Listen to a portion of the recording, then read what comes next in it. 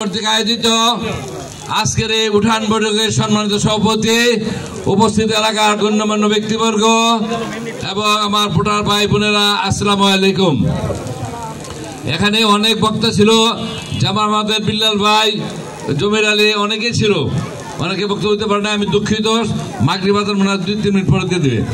যাই হোক, আজকে আমি বলতে চাই, আজকের পত্রিকায় দেখলাম আমাদের যে আমি এই পর্যন্ত কোন কেন্দ্রের সম্বন্ধে কোনো সমালোচনা করি নাই।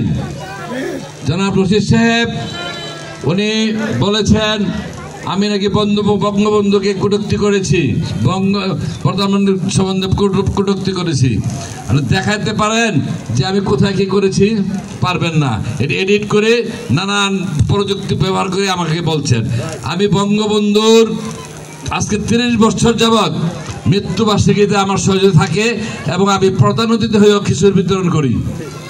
এটা বলে আমার কোনো আপত্তি নাই, আমি সশস্ত্র করে আছি। আজকে আমি বহিষ্কার করেছি, এই ধরনের অপপ্রচারের জন্য আমি বহিষ্কার হয়েছি। আর যাই হোক, কিন্তু আমি বহিষ্কার হলেও কিন্তু আমার বিএনপির লোকজন আমাকে ছাড়িয়ে চলে যায়নি, তারা সবাই আমার সাথে আছে। আমাদের সাবেক সেক্রেটারি, প্রেসিডেন্ট শুরু করে সাধারণ কর্মী পর্যন্ত আমার সাথে এখন আছে। কিছু দুষ্ট প্রকৃতি যারা 2-1 হয়তো নাই, কিন্তু আমার বিএনপির সমস্ত নেতা কর্মী আমাদের সাথে আছে। আর বিশেষ করে আমি মদনপুরবাসীদের উদ্দেশ্যে বলবো, আমি এবার আশা করি 9টা সেন্টারে এইবার মদনপুরবাসী আমাকে ভোট দিয়ে জয়যুক্ত করবেন। সেটা আমার অধিকার আদায়ের জন্য। কি অধিকার? আমার মা বোনদের অধিকার, যে তারা যেমন ভালোবাসে, ভালোবাসার প্রতিফলন তারা আমাকে দেখাবে। তারা আমাকে কথা দিয়েছে, এবার আমি 9টা সেন্টারে আমি এই ভোট নেওয়ার জন্য। আর কেউ চাচ্ছেন টাকা দিয়ে ভোট কেনার জন্য, আর আমি কি চাচ্ছি? ভোটারদের ভোট নিয়ে আমি জয়ী হতে চাই। আমার ভালোবাসা হলো আমার ভোট, আমার জনগণ। আমি পেশি শক্তি ব্যবহার করতে চাই না। আর আপনারা যদি কেউ পেশি শক্তি ব্যবহার করতে চান, আপনাদের সাবধান করে দেই, সেটা আপনারা পারবেন না। আমি মাননীয় ডিসি মহোদয়, এসপি মহোদয়, ইউনো মহোদয়, রিটার্নিং অফিসার স্পষ্ট বলে দিয়েছে, বন্দরে কোনো কারচুপির কোনো সুযোগ নাই, কারো হুমকি দুমকিতে পড়ার কোনো সুযোগ নাই। যে সমস্ত চেয়ারম্যান মেম্বাররা হুমকি দুমকি দিচ্ছেন, আপনাদেরকে সাবধান করে দেই, যদি কেউ হুমকি দুমকি বা সিল মারার চেষ্টা করেন, আপনাদেরকে অ্যারেস্ট করা হবে। আপনারা কি সাবধান হয়ে যান।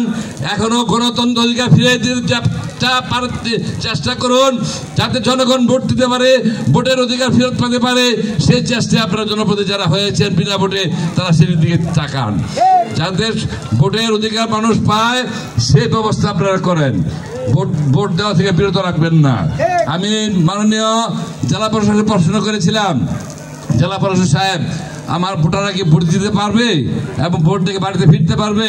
উনি বলেছেন নির্বিঘ্নে ভোট দিতে যাবে এবং ভোট দিতে আসবে, এবং নিরাপত্তার যা ব্যবস্থা আমরা করব। শুধু বন্দরে, সারা নারায়ণগঞ্জ ডিস্ট্রিক্টে শুধু বন্দর উপজেলা নির্বাচন, আর কোথাও নির্বাচন নাই। অন্যান্য উপজেলার যে নির্বাচনের কথা ছিল, সেই নিরাপত্তা সমস্ত বন্দরে দেবে তারা, আমাকে কথা দিয়েছে। আমাদের কোনো ভয় নাই। আমি একটা অনুরোধ থাকবে, সকাল 8টার আগে আপনারা ভোট কেন্দ্রে চলে যাবেন এবং সবাই এই ঠান্ডার মধ্যে ভোট দিয়ে দেবেন। বিকাল 2টার পরে হয়তো বৃষ্টির সমস্যা, বৃষ্টি আসতে পারে, মানে আমরা মোবাইলে যে আবহাওয়া আমরা দেখেছি, কিন্তু আমাদের ভোট আমরা সকালে ঠান্ডা ঠান্ডা দিয়ে দেবো। প্রচন্ড গরম, আমরা মা বোনে আইসে ভোট দিয়ে এসে আমরা রান্না বান্না করবো। আর আমার যত কর্মী বাহিনী আছে সবাই কেন্দ্রের সামনে উপস্থিত থাকবেন, সবাই কেন্দ্রে থাকবেন।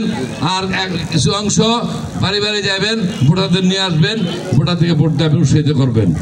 আজকে আমি দীর্ঘায়িত করব না, যারা মদনপুর ইউনিভার্সিটি যারা এই অনুষ্ঠান আয়োজন করেছেন, সকলের প্রতি আমি কৃতজ্ঞতা প্রকাশ করি এবং সকলকে ধন্যবাদ জানাই আজকের আয়োজকদের, এবং আমাদের যে ভোটার ভাইরা উপস্থিত হয়েছেন সকলকে আমি ধন্যবাদ জানাই।